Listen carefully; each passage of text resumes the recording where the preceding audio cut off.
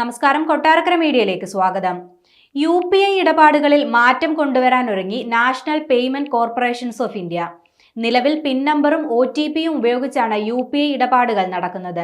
എന്നാൽ പണമിടപാട് നടത്താൻ നിശ്ചിത പിൻ നമ്പർ നൽകുന്ന നിലവിലെ രീതി മാറ്റി ബദൽ സംവിധാനം കൊണ്ടുവരാനാണ് അധികൃതരുടെ നീക്കം.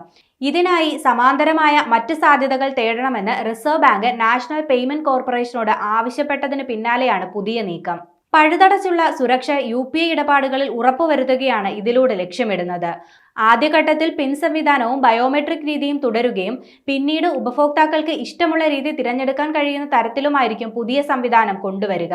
പിൻ നമ്പറും പാസ്വേഡും അല്ലാതെ വിരലടയാളം പോലെയുള്ള ബയോമെട്രിക് സംവിധാനങ്ങൾ ഉപയോഗിക്കാൻ കഴിയുമോ എന്ന് പരിശോധിക്കാനാണ് റിസർവ് ബാങ്കിന്റെ നിർദ്ദേശം. ഇത് സംബന്ധിച്ച് വിവിധ തലത്തിലുള്ള ചർച്ചകൾ പുരോഗമിക്കുകയാണ്. വിരലടയാളം പരിശോധിച്ചോ ഫേസ് ID പോലെയുള്ള സംവിധാനങ്ങൾ ഉപയോഗപ്പെടുത്തിയോ പിൻ നൽകുന്നതിന് സാധിക്കുമോ എന്നാണ് നിലവിൽ പരിശോധിക്കുന്നത്.